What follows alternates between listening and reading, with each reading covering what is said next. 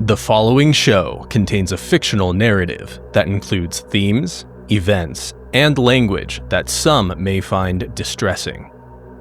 Discretion is advised.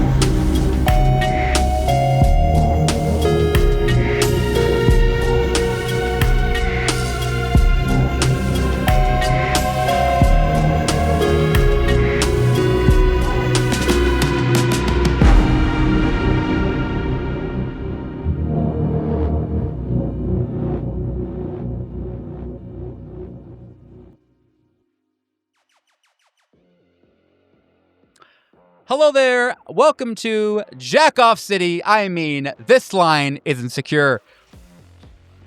Did he say that? Yes, he did. Tonight we have a fantastic show for you, I think, and I sure hope. But before we do that, let's talk to our citizen, our players. Hi everyone, my name's Ty, and I will be playing Agent Colwell this episode. That's his name, right? Probably. And I'll probably not be jacking off. Guys, Charlie here. Already jacked off, so I'm already good. I'll be playing Agent Griffith. Really hoping to keep my job. My name's Andy, and I will be playing Agent Burback, and anything more than that is none of your business. That's right.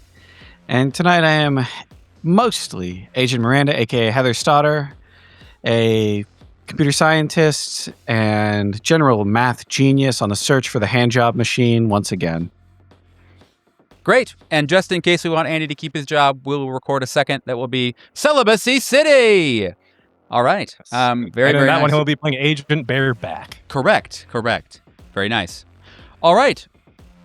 As the mayor, I hereby declare a recap. Absolutely. Target Meridian identified at the Trevelino Mall, accompanied by a minimally contaminated accomplice. Accomplice killed.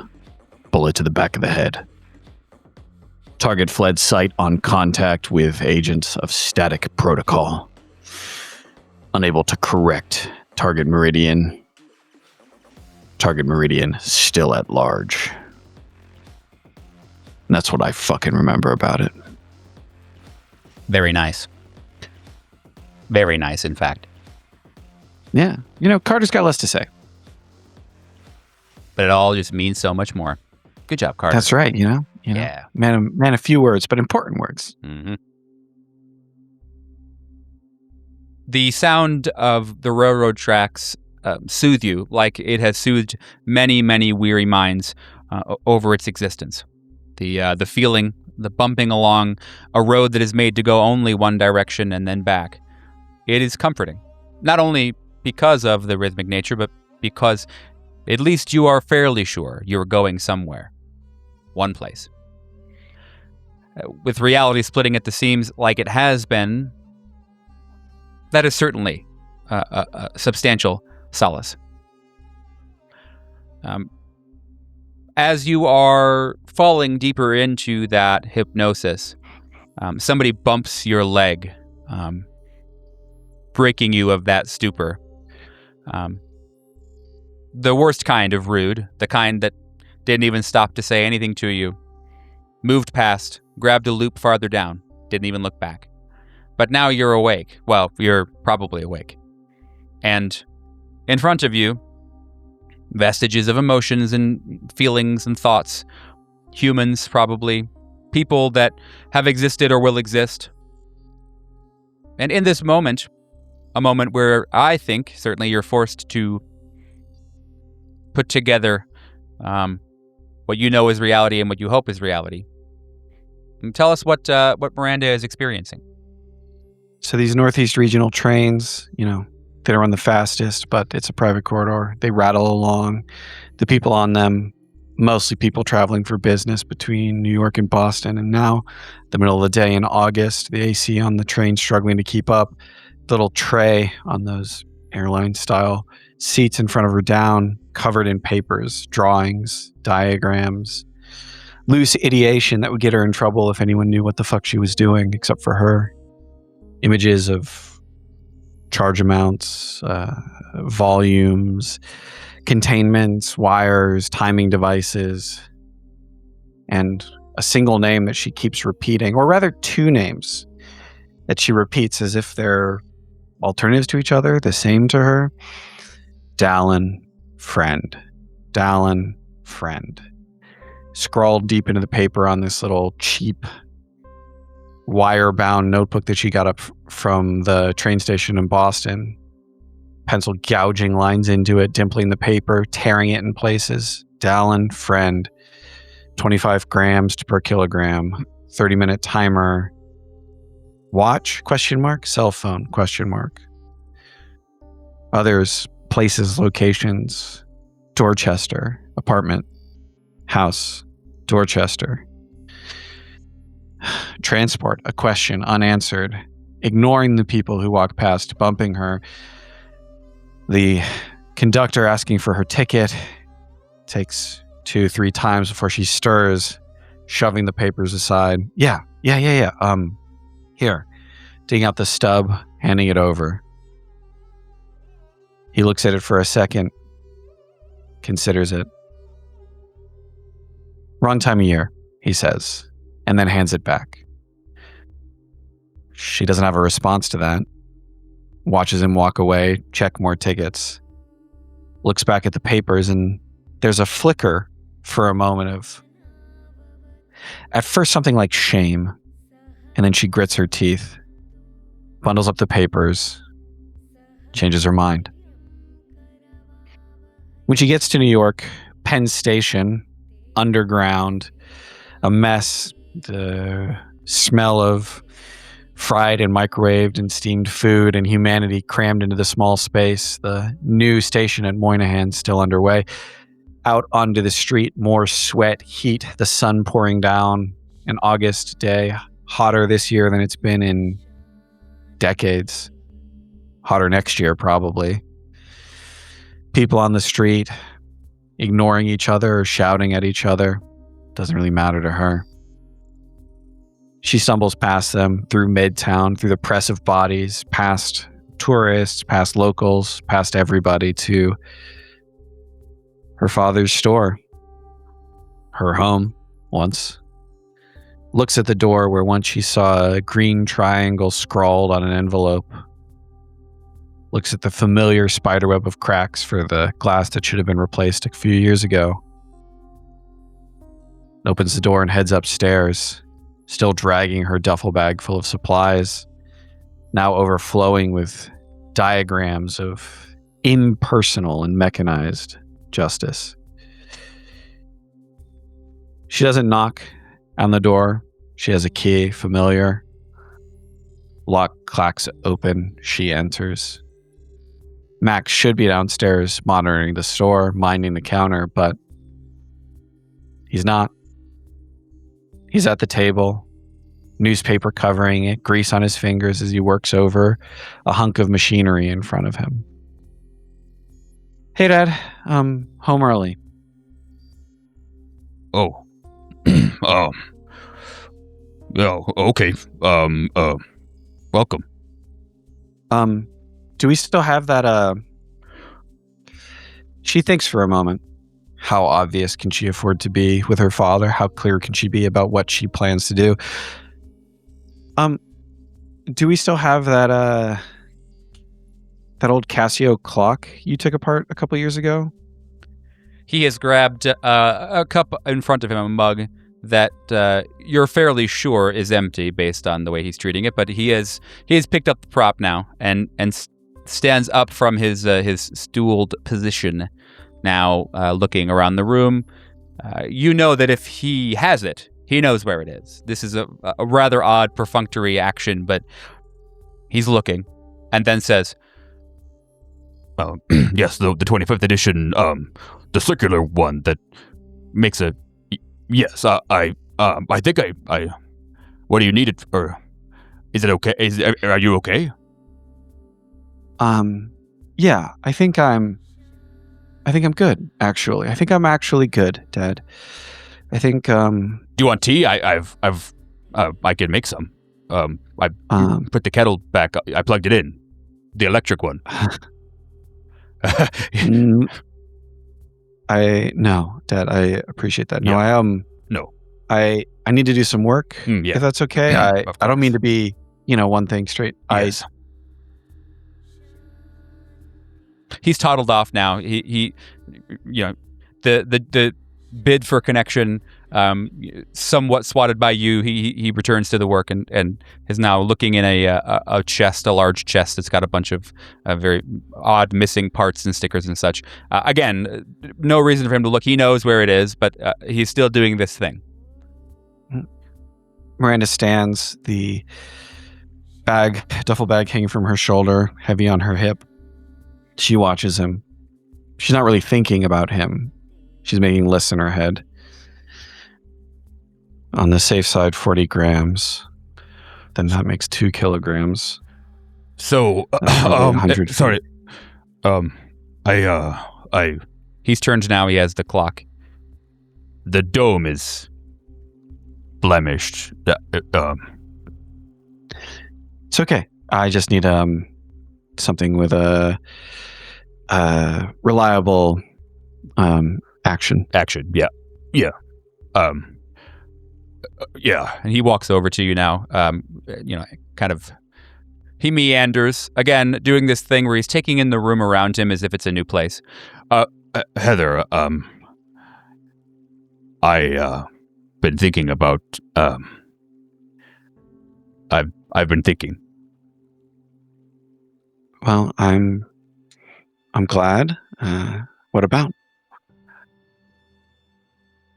Well, do you remember when we used to walk down to the theater on 3rd Street and we would read the letters on the exciting letters, the facade that lit up and do you remember? The marquee. I remember that. God, that place closed down 30 years ago. Yes. Well, why were you thinking about that? Now that you're on to him. No. I saw you working and I wondered if maybe we could renovate it if we had the time. And he now turns back and he's looking at what looks to be the remnants of a typewriter on the table. I mean, I don't know, Dad. I mean, for one thing, what use would you have for the big old marquee? You're right. Yes, you're right. I am going to go mind the store. If you, I'll be in and out. I need to run to the hardware store and then that garden center downtown. And now he looks at you and appraises much more than he has yet. Things you've allayed and the things you are maybe written down or thinking. He is now keyed a little bit closer in and says, the garden, have you horticulture? I mean, I know I'm hard to hang out with, but plants? That's... I just need to do some pruning, Dad, cut some things back. Yes, well, if you need any, if you need help, I would love to, well, I wouldn't love, but I would be there. No. Okay. This No is way. this I'm is sorry. something broken. I need to fix myself. I didn't mean to pry. No, Dad, you're not. Well, She stops and takes his hand and squeezes it gently and says, Dad, you taught me how to fix things and how important it is to to notice when the things around you are breaking. It's okay. I learned. Dad, I learned, okay? I'm going to fix it. One of the radios that's on the table with all the other bullshit is the technical term. One of those radios jumps to life and begins to play what you assume is an ad, or would be an ad, or is or might be an ad that's called or that talks of the drowning season, the season of eternal loss, suffering, and the disconnection of those who are most precious and their life. And it's kind of being touted as a big hit of the summer. Perhaps they'll even go on tour. You obviously draw some parallels, I think. Max, Max, looking at the radio, and I assume maybe you're both surprised. It did kind of jump to life on its own. He looks at it and says, I'm sorry, I didn't think that it would turn on. And he walks over and kind of like speed walks in. And he's like, what a horrid piece of media. And he turns it off. And it's okay, Dad. He looks at his hand now too. He it was a convenient way for him to break away. He looks at his hand for just maybe a moment or two that you catch. Maybe he's reeling at the loss, like at the he had an opportunity and he lost that chance, or maybe he is kind of slightly celebrating the fact that he is not going to be required to go that deep with you. Either way, he looks at his hand like it's got the black spot on it and says, I need to go. The store is untended. I wouldn't want somebody getting in and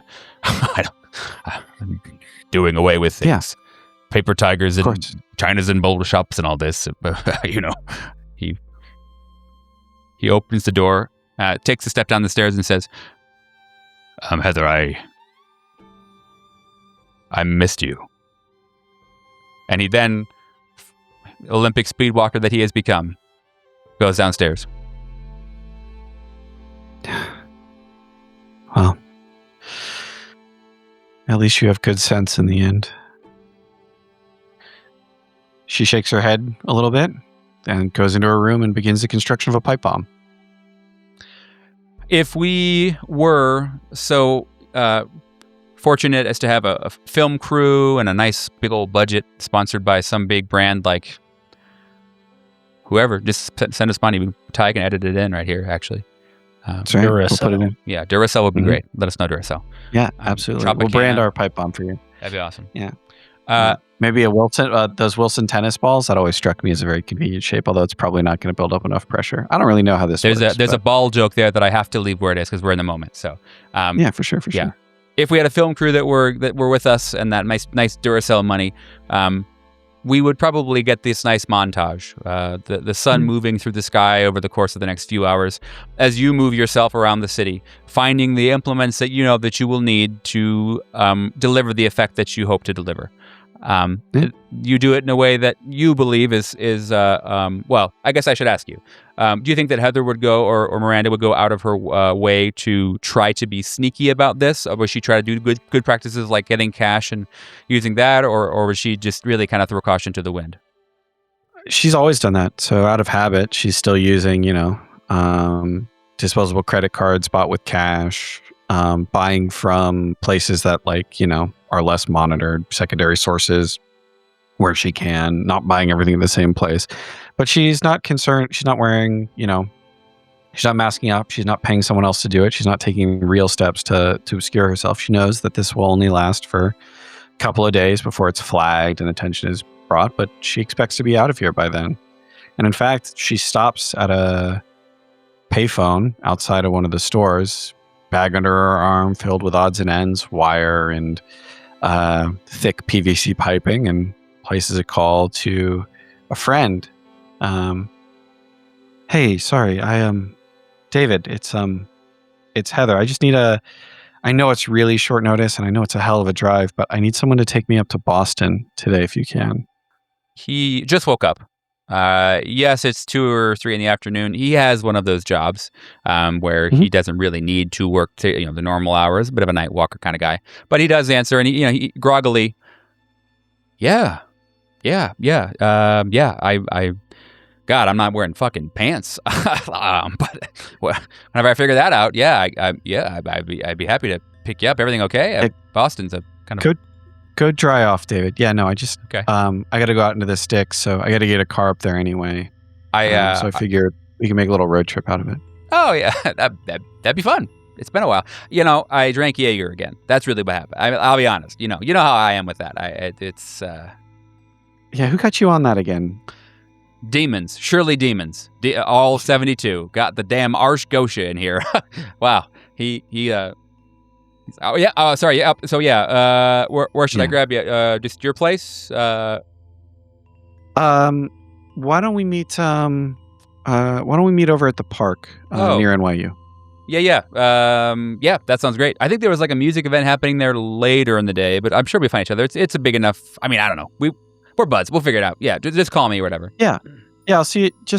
I'll be at Washington Square. I'll be at the Arch. You can pick me up there. Oh, sweet. Yeah, perfect. Okay, yeah, I'll plan on that. And then maybe like you hear him look at his watch. He's like maybe I'm realizing I have a deadline. Could be like say I don't know 6:30. You know how I am. Whenever the dusk shows up, I kind of get wired. So that would be better. Alive. Yeah. Yeah. How about 6:30 is fine. I gotta finish putting a few last things together. Okay. Yeah, I'm working on this. Yeah, I'll tell you all about it when I see you next. It's a pretty experimental kind of theater thing. I think you'll like it. It's not very typical of me, so I'm looking forward to it. Anyway, yeah. Okay, cool. Yep, sounds good. I'll see you later. Thanks. Later. She hangs up the phone, rests her head against the sun-warmed glass for a second. Feels the sweat trickle down the back of her neck, stain the kind of ratty, pilled 5-10-year-old black t-shirt she's wearing. Goes to open the door, scratched up, non-glass, transparent. Looks through the kind of scratchy, messed up haze, and squints across the road. And as you notice that traffic is not necessarily slowing, it's just behaving differently than you're used to traffic behaving. You find that it's easier for you to hone in on objects across the street. There's not as much of a fracas around the road, and you're able to more easily hone in on what you can see across the street, which incidentally, directly across the street from the payphone you're at is the red and yellow peeling sign of the used electronics store that you were just at to pick up some wire. And as your eyes track down from the sign above that hole in the wall and move down toward the display window of the storefront, you see a man or a mannequin, some humanoid, man-sized thing posing in that display window. And this figure is dressed in old school hazmat gear with an old school gas mask on his head. And he is holding an assault rifle. Fuck. Miranda digs into the bag at her side, grabs one of the lengths of pipe, and starts dumping stuff into it, like just random stuff. She's not making anything. It's unclear even what she plans to do with this. And then she looks up again through the gaps in odd traffic at the still figure. She opens the door and, clutching the bag to her chest, starts to walk away, kind of sidling sideways, eyes on him until she hits the corner. Where her feet pivot. By the time your eyes track back up to him, he's in a completely different pose. And you could swear, with his assault rifle at his side and his left hand up in the air like this, you see just the slightest wave as you turn that corner. She breaks into a run, bag rattling at her side, weaving through traffic and zigzagging pathways, ducking down some of the few alleyways here in Manhattan into crowds, trying to break line of sight or at least line of fire. Sweating, panting, she stumbles to a stop a few blocks away, looks back over her shoulder, half expecting him to still just be there, still half waving. He is, and he's not. He is every person behind you. He is the trees and the fire hydrants. He is the sidewalk. He makes up the fabric of the reality you are deciding to experience. And then he isn't. And in that moment, you feel closer to, you don't know his name, but the man with the assault rifle than you've ever felt before. You feel as though reality has begun to bend in a way that is much more palpable than you ever thought that you'd feel, you'd experience. Caldwell was the happy introduction. And I think you at least would know that. It has begun or ended. Eyes rake over posters and playbills tacked up on walls, advertising Midsummer Bloodletting Festival, the Drowning Season, the King of All Time, Here at the End of Things, the End of Things Begins, and more. Strange titles, gnomic and odd, languages unfamiliar, fragments of Cyrillic. She blinks back tears for a second, the city that she grew up in now alien to her. She gets her bearings. Everything is. It's not normal. It's not unnormal. It just is. And she still has work to do. The sound of scorched metal, like a ball falling through styrofoam that is just magma hot. That is the sound that accompanies the sun. You look up at the sky and watch the sun scraping through above the clouds. The sounds of cars getting into accidents, the sounds of copper wire being created and spooled time and time again, the sound of shrieking, totally afraid and in an unfathomable deep blue. And in that time, you know what you did. You know you went to the stores and gathered all the implements that you needed to. But as the sun screamed at you from the sky, you knew that time was running with it. Time had begun to usher you to the exit of this theater. You knew that the moments you were experiencing were moments that were girdled in a fear that time has held immemorial. You understand now that the sun that looks like it still shrieks in pain at you, that sun is ushering you home and ushering you to what you know will be the last conversation you have with your father, and that you know will likely spell the end of you, your friends, or both. Is there comfort in that? There's just doubt, a refusal to accept, an uneasy, uncertain vibration in her that galls at this assertion, that insists that nothing is fixed, even though time and time again, and she knows it has been time and time and time again, hundreds of thousands of times possibly, that she has failed to change a single word of what is written.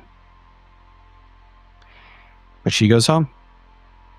Yeah, I think that perhaps the thing that makes Libby shiver is, I think maybe in the moments as you walk home and as the sun still gawks at you, I think that you understand why the Mayans and the Aztecs worship the sun. And I think that maybe I'll let that one just kind of live. I won't explain too much deeper there. There's some really interesting thoughts, but certainly you are, maybe I would imagine, I would say defiant, but willing to be ushered. You're kind of booking it back to the space that you know you need to be in, to get your cue, of course. Of course. Upstairs, in a rush, only an hour or so before David picks her up at the familiar Washington Square Park where this all began. She pulls out pipes, starts stuffing them, not with random arbitrary items, but carefully measured ingredients, broken apart lighter as a charge, a separated clock as a timer. She's halfway through the work when Max comes back upstairs. The workday done. The shop closes at 5 after all. Miranda sits in her father's chair. Miranda and her father put together a machine designed by them, for them. Again and again, they put it together. Screws turn slowly, rising and falling like a great wheel, crushing things between them, atoms breaking apart, molecules shattering, splintering. She's aware, of course, of her hands holding the smooth, slick PVC, perhaps the most man-made object constructed out of centuries of death to produce now another death. Her father is there. He's always there in this space. Whether he's there or not, he's there. His presence looms large on every surface. Every nick in the table says Max. Every stain of grease writes his name. Every single smell, every sound 100 times over says her father's name. He's inescapable here. And it is bent under the weight of that knowledge and under the weight of his tutelage that she constructs the weapon that she intends. The weapon that she intends to use. The weapon she will fix things with. She is far past innocence. She realizes now, of course, that she was born without innocence. She is her father's child. She was always made to do this. And how she does it is her only choice. She chooses to do it without a smile. She does it grimly. She does it honestly. She admits that it's her doing it, that she has a choice, and she's choosing to do this again, and again, and again. And Max is there. And he's a mirror to her. She looks at him, and he is grim, and she's grim. And he says something, and she doesn't understand it at first. He repeats it. Do you want Chinese? Oh, shit, no, I need the time, Dad. I need to go. David, I need to go to Boston. Heather, I want you to, would you please just sit down? I think we should talk. Heather looks at him for a long moment and says, "The time, Dad, has the time. We had 1,000 chances to talk, Dad. This isn't one of them."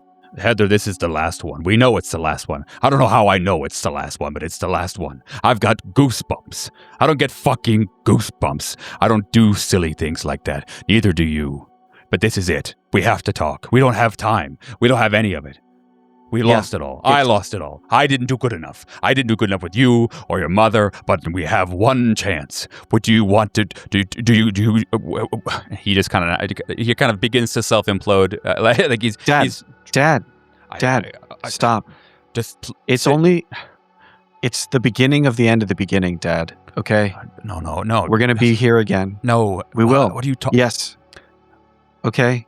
Heather, you did everything you could, and you did a damn good job for most of it, but you were being asked to do something impossible, and now I have to go do something impossible, and we're both going to fail. And that's okay. Everyone fucking fails, Dad. No one gets to build the world that they're supposed to build. They just try. All right. Look, I hear you. I don't want to have the kind of conversation that's written about in books or made into movies. I want 5 minutes. I want 5 rotations of the clock hands around to tell you that I love you. And he turns his head to the ground, looking to the place that, you can't disapprove of him for saying so, and he can't find a mirror to do the same for himself. And then, in just the same amount of speed, he looks back up, and now looking at the wall, which also can't accuse him of being emotionally connected. I ordered Chinese. It's here. Just eat some of it. Look, I know you like lo mein, and I don't like it, but I got it. I just 5 minutes. Just eat. You look like you're hungry. The lo mein pulses. It sizzles. You see and hear the sound of all the peppers being cut and crushed. All the noodles slide together in a way that make you quite hungry for those noodles, and for whatever else is inside the white plastic bag that delivers greatness to many, many, many people every day. Dad, if you want 5 minutes and you don't want it to be part of the things people write about, then we just need to say that we love each other and that we're sorry and we're grateful and we need to move on. Because everything we say now it's just performance, Dad. I know you love me. I know you did everything in your power to avoid this moment. And we're here again anyway. And I'm sorry that neither of us got there this time. But we're not done trying, okay? It's the end of the beginning of the end, but we're not done trying. Max reaches into the Chinese food bag. Before he has even removed an item, what he is going for. You remember the long discussions that you had about determinism, free will, a lot of the very, very kind of beginning stages of having a worldview and an independent mind, all kind of around fortune cookies. The idea that cookies produced en masse with little slips of paper that are almost surely repeated at some iteration, that those things could be worth any amount of value other than an all right dessert to a really good meal. That has been the source of laughter, the source of an inside joke, the source of having something with your dad, something that you both connected on, a really basic level. You both know how to do mechanical things. He knows the certain aspects of certain devices, and you the others. And there's almost always some failure to overlap. There's always some measure of knowledge that one will have, the other will not. But neither of you have any way to not exactly feel the same about a dumb cookie in a bag. You know exactly all you will know about that cookie, and there's some joy in that. There's nothing to debate about the cookie itself. It just is. It is certainly... we all have connections with people we love, and that's yours. He looks at the little, probably not baked confectionery thing in his hands and says, Will you take this? Listen to me. He kind of starts to. I can't believe I'm sounding sentimental, but wherever you're going, I want to. Well, I can't be there, and I would like you to. I don't know. Keep me or keep this cookie with you. God, I'm sorry. and he kind of turns away a little bit and does the thing again where he doesn't want to be. Miranda like puts her hand on his shoulder, like reaches up, puts her hand on his shoulder.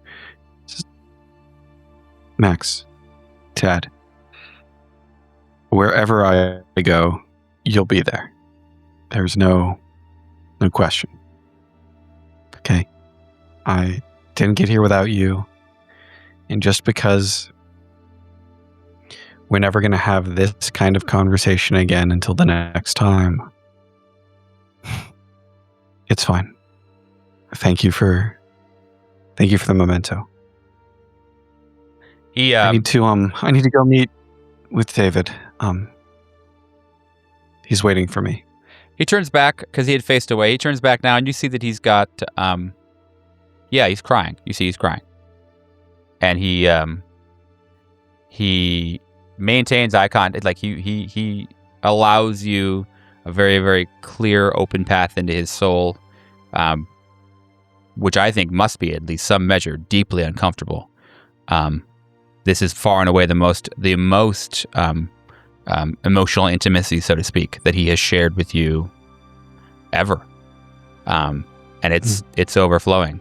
And he looks down and he grasps your hands, maintaining eye contact with the grasped hands, not with you. Now he's broken that and says, I thought with your mother there would be another time.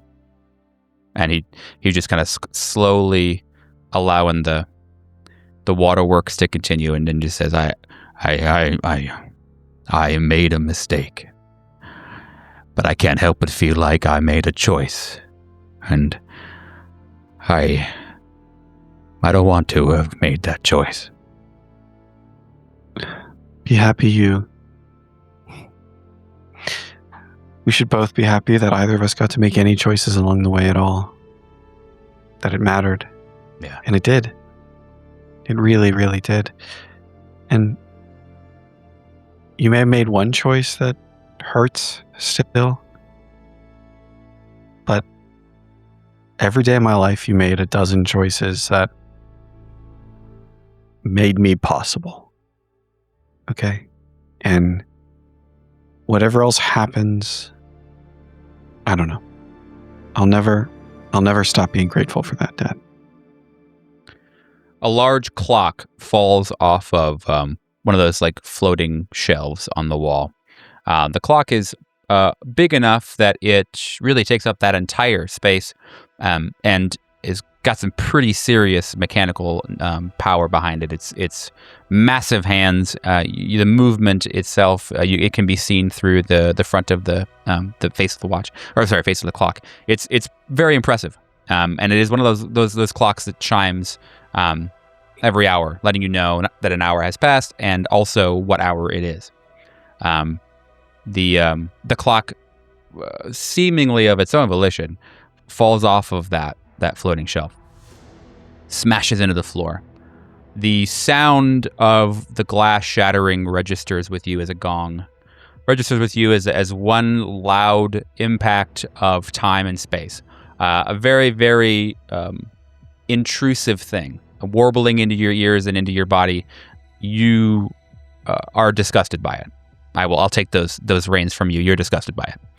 It is the definition of malice, the definition of poor intent, or lack thereof. I'm cool with either. As you're reeling from the painful event, your dad grips your shoulder, and you hear him say something. But much like any good war film, it all kind of comes through as a whine. You're not exactly sure what he said. A couple of words that sounded a little bit frantic, which I think you'd want to hear, because that's not another emotion that Max does not really tend to share with anyone.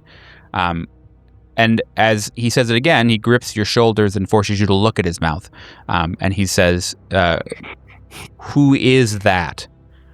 And points with a finger pockmarked by time and watch repair to the street where someone stands under a street light.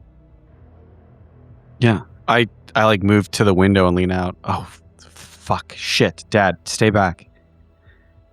So what is seen out there is none other than Agent Burback standing in a streetlight, holding his shotgun as though it were a cane, as though he were about to start a musical number, singing in the rain. But there is no rain, and this time there is no singing. His gas mask hangs loosely on his head, and as Miranda approaches the window and sees him, he grabs his gas mask and pulls it back. As it pulls back, a strip of skin comes loose with it. Perhaps one of the last strips of skin on his face. You see, Burback has no face, torn off by war and violence. What you see instead are spittle-covered, blood-stained musculature around his mouth. somehow still pulled back into an evil grin, cracked teeth, some teeth having been forcibly removed, some teeth being blown apart by shrapnel and concussion, and more drool just forming at the edges of what should be lips but aren't actually there. What could be only described as disgusting as the mask goes further back and reveals eyes that are simply blood-stained, vessel popped, just holes in his head. There is nothing about Burback that should be alive. And yet he remains alive, perhaps out of spite, perhaps out of rage, or perhaps out of his mission. And in a way that is knowing, he takes in his left hand his shotgun, and his right hand goes up into a little wave, mocking his comrade. But instead of holding still, it becomes a fist. And he mutters, "Hoorah!" and takes off running down the street, cocking the shotgun once, chambering that round, and heading toward the building. Fuck the door. Miranda bolts, bag over her shoulder, and runs for the downstairs door. Somehow she knows that it wasn't properly locked, that he's running straight towards it. She gets down to the clear cracked glass, throwing her shoulder against it, locking it, looking up to see he's closed, right middle of the street, just a few strides away, the barrel of the shotgun raising up, the aperture of the barrel yawning open like a mouth ready to swallow her. Peering out of that same glass on the front of the store, you see a premium edition, the one with the black and the orange, Subaru Outback, whip around the corner. A car that you have seen 1 or 2 times and that you were expecting to pick you up this evening or to meet you at Washington Square Park. Inside, your friend David, driving the vehicle, careens into Burback, as you are pretty sure that was the trigger stroke. The body of Burback, mangled and scarred, receives a few more as it slams against the concrete. You hear the breath leave his lungs, or something like that. And David, shortly thereafter, is the brakes of the Subaru, quite impressive, by the way. He gets out and says, "Oh my fucking God. Oh my God. Heather, what the fuck do we do? Oh my God." He's like, "Dude, are you..." David, get back in the car. What? I just hit a dude. I locked the door behind me. Yeah, get in the fucking car. I practically shove him into the driver's seat and run around the back of the car away from the assailant into the opposite side. And then I say, "Fucking floor it. Go. Run the guy and over? As he drives forward. Just go. Yes. Hit him again." He says, and he puts his foot on the gas. I would imagine you do some amount of assisting with the wheel, probably. I think he would pretty instinctually try not to, but... Yeah, I jerk it back towards the static protocol agent, and there's a paired dual thump, like going over a speed bump too fast. Yeah. And we head down. Yeah. And I just into the New York night, running the red light at the end of the block. I glance up in the mirror and I see a figure approaching the form on the road, and I start swinging. "Fuck, keep going, go!" And I look back over my shoulder and I see another one of those gas masked fucks reaching down for his companion. Yeah, and I mean, I think many movies, the comrades would, pick each other up, dust off, and continue the mission. But this really, really isn't like many movies. Agent Caldwell approaches his superior, and behind his mask, could you see through it, you would see a just disgusting, unimaginable smile plastered across his face as he raises his weapon and points it at the man's temple, if a man is even what he can be called anymore. Does he have anything to say? Freddy, finally ready to take the shot. Take it. His hand See you next time. shaking on the trigger. Civilians. And Take the word it. civilians. The word civilians just triggers something in him. And as that finger is just that last iota of pressure on the trigger is ready to fucking go off, he releases his grip on the trigger, pulls his weapon back, and proceeds to brutally, with every ounce of force that he can muster and every bit of weight in his body, stomp to the very, very surface of the pavement, stomp in the skull of this man, just over and over and over and over, hammering with his foot as Miranda leaves the scene. David actually looks over to you in the passenger seat, hearing the sound of popping echo down the New York streets.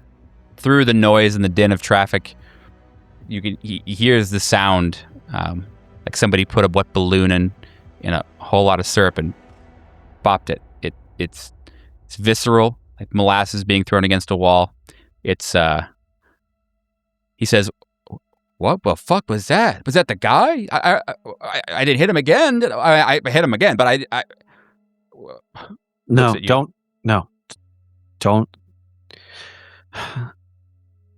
It's just my old job again. I'm sorry to drag you into this. Let's just get to Boston, okay? And I'm sorry you had to see that. That's fucked up. But hopefully we should be good now.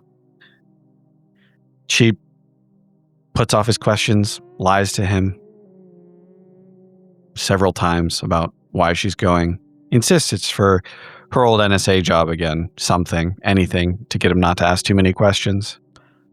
She feels bad about it? Maybe.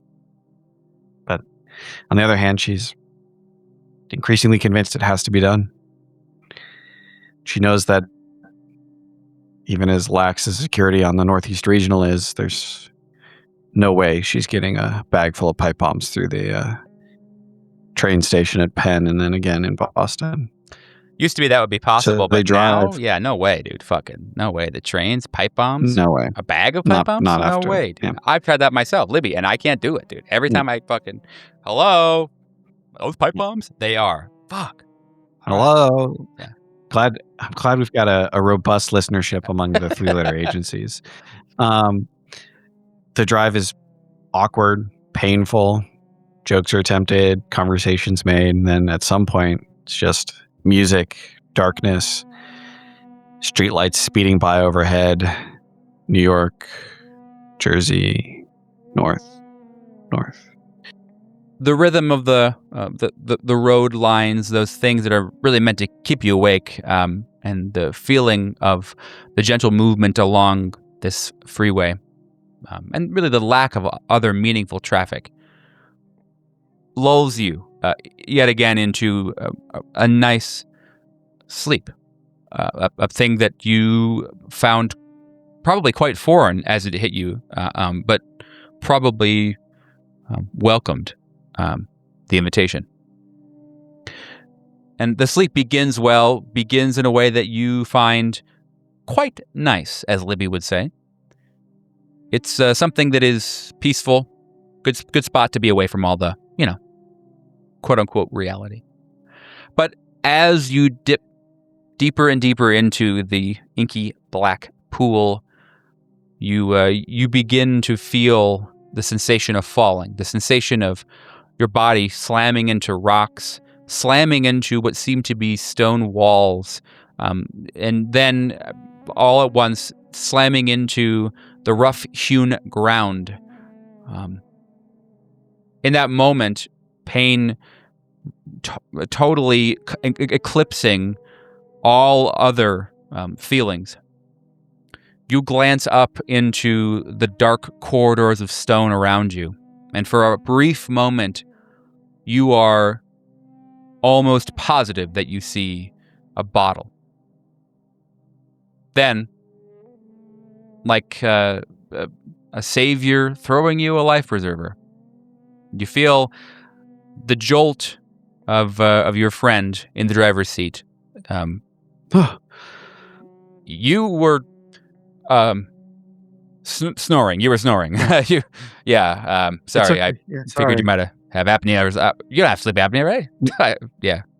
No, it's been a long 20 years. It's been a long 20 years. I don't know, David. Yeah. I don't know. Yeah, what- relatable. Yeah. You both look out the front, out the windshield, and both of you, in a moment of silence, you lay your eyes on what looks to be gray matter, or maybe some extra blood that didn't come off. He chuckles and has the windshield wipers do the fluid thing, and then to cover up the fact that just happened. So, Boston. Yeah. Oh. Yeah, I need to deliver something on behalf of the government. It's top secret shit. I'm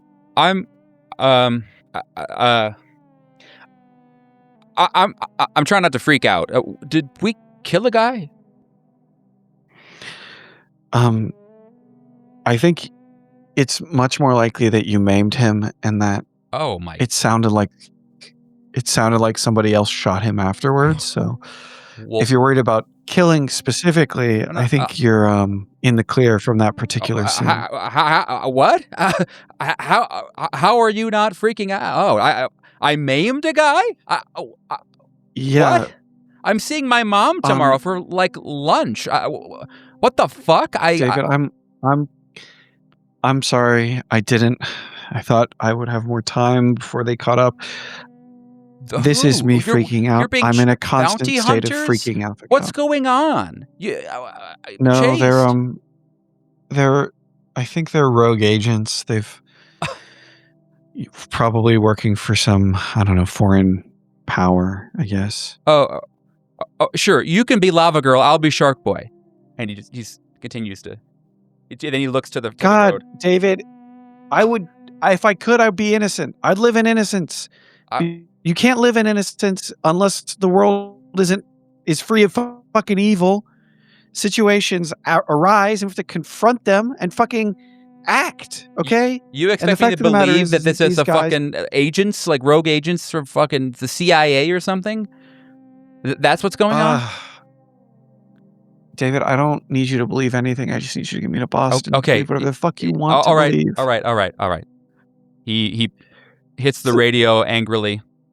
The announcer says, "All right, and now for the next song, we have, continuing our fantastical series of songs that have entered the public domain, we have got a killer one. It is something written by a very, very odd lady many years ago. It's called Forever Blowing Bubbles.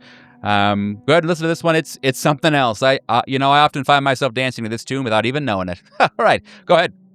And you hear the news station or the radio station call sign, KS 45 or whatever the fuck, and then it begins.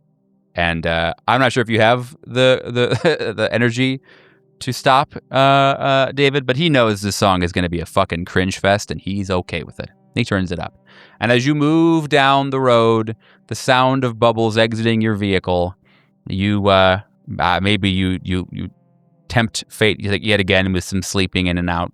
Before you know, you're there. You've arrived. The place you've been thinking of and dreaming of and planning for, all of the things. You arrive. It's kind of unceremonious. You kind of thought that there would be palm fronds, some trumpets. Really, it felt like it would be something a whole lot more grand than it is. But it's a short, shitty apartment building. Probably one of those ones, much like the McAllister, that was meant to be a house long ago, but it has been changed. Now it is not that. It is an apartment building, heavy air quotes. In front of you, it really just sits there mocking. It sits there as an affront to all that is graceful and kind in the world. It is, in itself, a dark shape, a stain on the street that it lives on. David puts the car in park as you've been giving him small directions to and from, and you have a moment of silence between you. And he does not speak. He waits for you to either exit or say something. He is really not going to engage. He's not opening the conversation. Do you want to get out or say something, or both? Hey, David. Turn the lights off, but keep the engine running. And then she just leaves. Surely displeased with how brisk you were, but yeah, he car is running, lights are off. Okay. What now, Miranda? What now? Miranda moves to the converted house, walks around to the rear, pulls a small red object from her duffel bag, a little hammer with a cylindrical head that comes to a fine point. She taps it lightly on the window, and the window comes apart under the slightest touch. Reaches around, arm wrapped up in a heavy sweater. Careful not to cut herself, she unlocks the door from the inside, enters.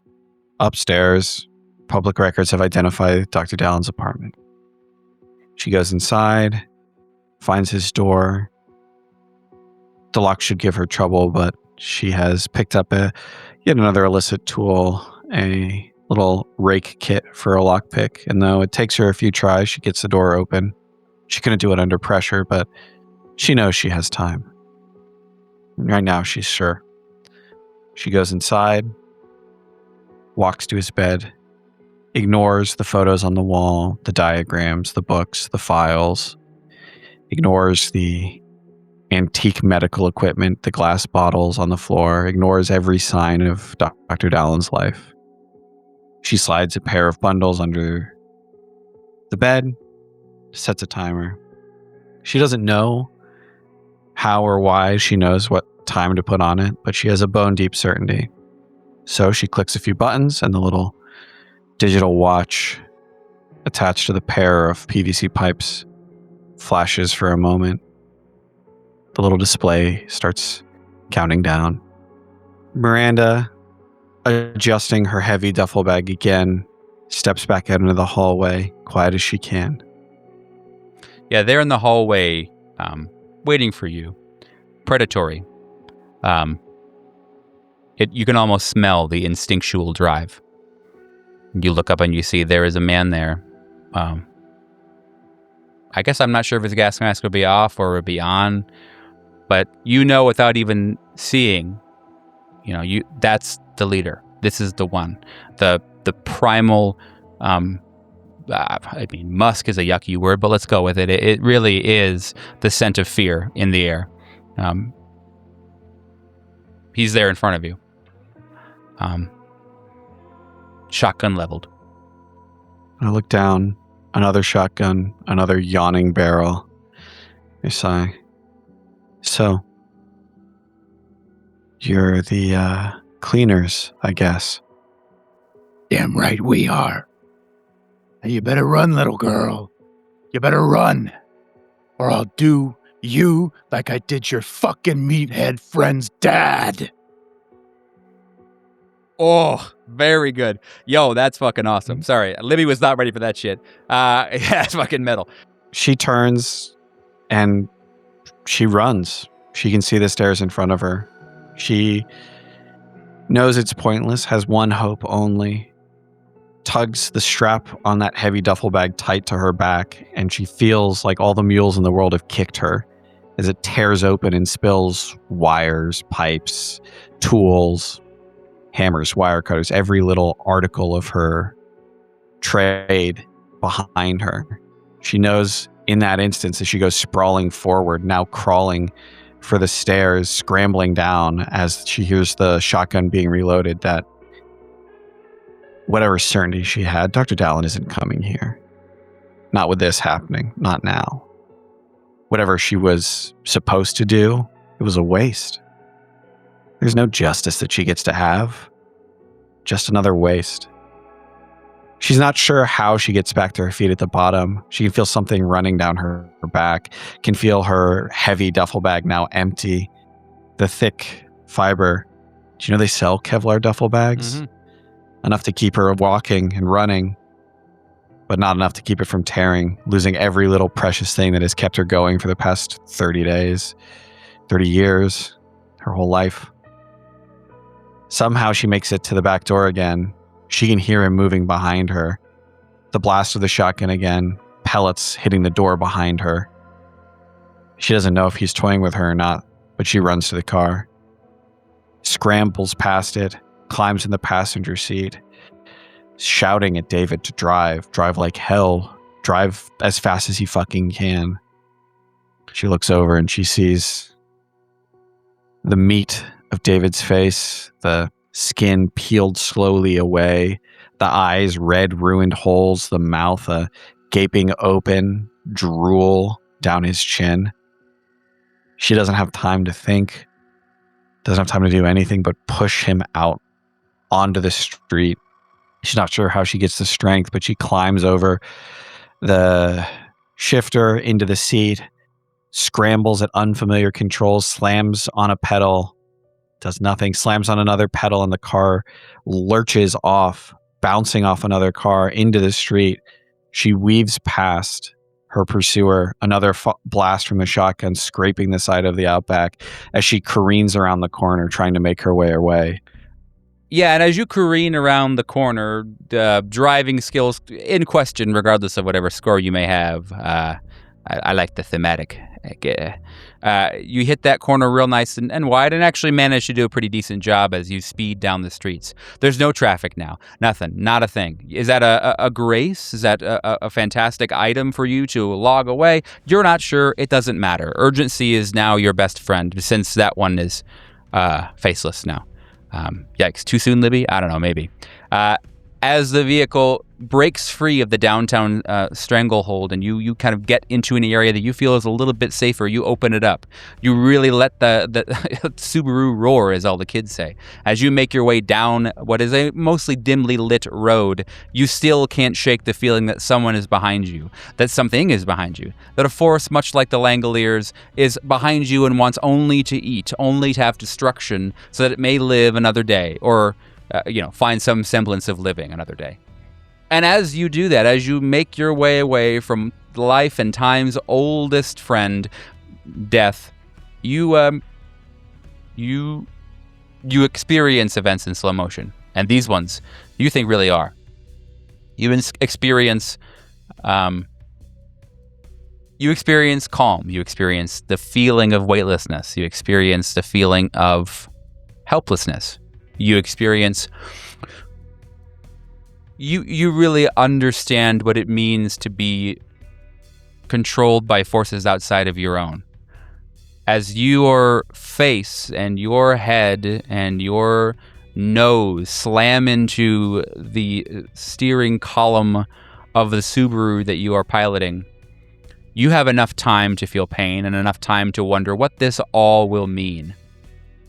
But not enough time to say or do or really do anything but just be a human being. And as the Subaru sits on the side of what is somehow still an abandoned road, just outside Boston, the calming tune that I think you've begun to understand quite well plays across the radio. You can hear it, though you're not really in this world. You can hear it. It slips through. And I would say that you feel as though the show has ended.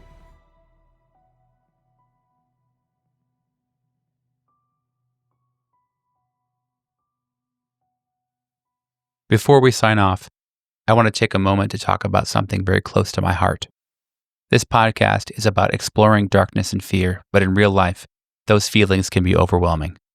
I want to remind you that if you're feeling lost, lonely, or struggling, you don't have to face it alone. There are people who care about you and want to help. If you're in the U.S., you can call or text 988, the Suicide and Crisis Lifeline, for free, confidential support 24/7. Wherever you are, there are resources and there is hope. You matter and your story matters.